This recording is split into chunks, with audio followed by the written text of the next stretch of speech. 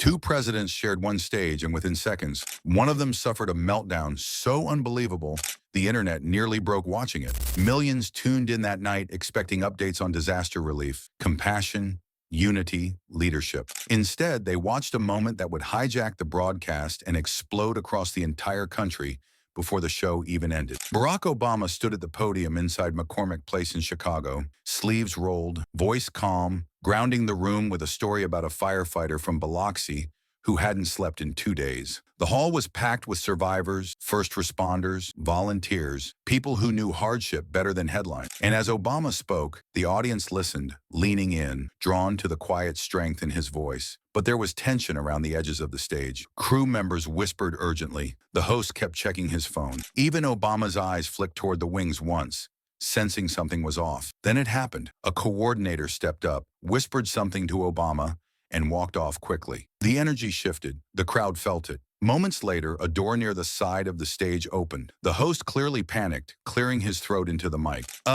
Ladies and gentlemen, we have a special arrival." And then Donald Trump walked out, unannounced, unscheduled, and absolutely sure the room would revolve around him. Some clapped, many didn't. Obama stepped aside gracefully, giving Trump room at the podium. The two men exchanged a brief look, not hostile, just the unspoken acknowledgement that the night's script had just been torn up. We don't target certain groups of people based on what they look like or how they pray.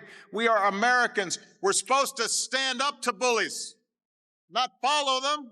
We're supposed to stand up to discrimination.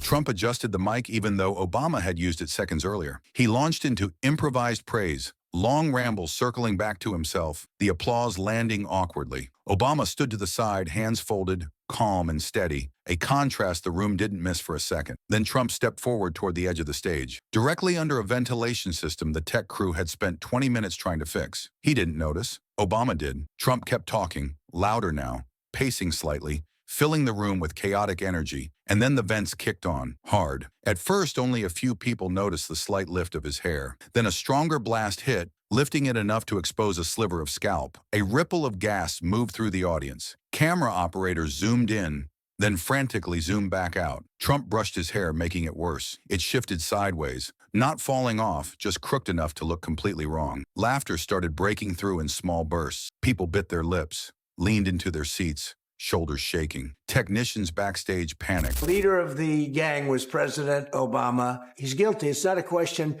I like to say, let's give it time. It's there. He's guilty. This was treason. This was every word you can think of. They tried to steal the election.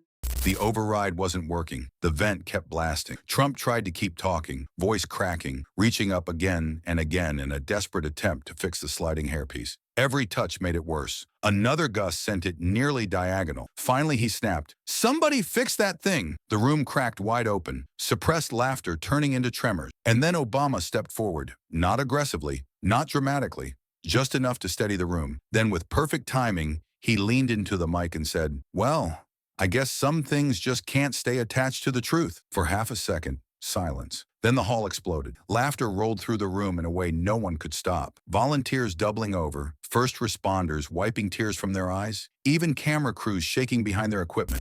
I think foreign observers are troubled by some of the rhetoric that's been taking place in these Republican primaries and Republican debates. I don't think it's restricted, by the way, to Mr. Trump.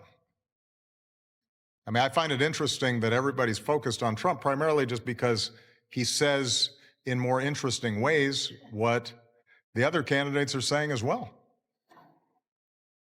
Trump froze, red-faced, speechless, his hairpiece tilting like a flag in a storm. Obama didn't smirk, didn't gloat. He simply stepped back, hands folded again, letting the room settle. And the contrast hit harder than any joke. The event moved on. Survivor stories resumed. Obama listened closely, grounding the moment again. Trump hovered on the sidelines, adjusting his hair over and over, glancing at cameras, struggling to reclaim control. But across the hall, phones began lighting up. Notifications buzzed everywhere. It's already at 2 million views. There's memes already. This is going to break the internet. Trump heard the whispers and stiffened. Obama just chuckled softly, shaking his head at how fast the internet moved. By the time the event ended, The clip had already spread to millions. Outside, reporters scrambled to go live. People shouted Obama's line from behind the barriers. The city buzzed with disbelief.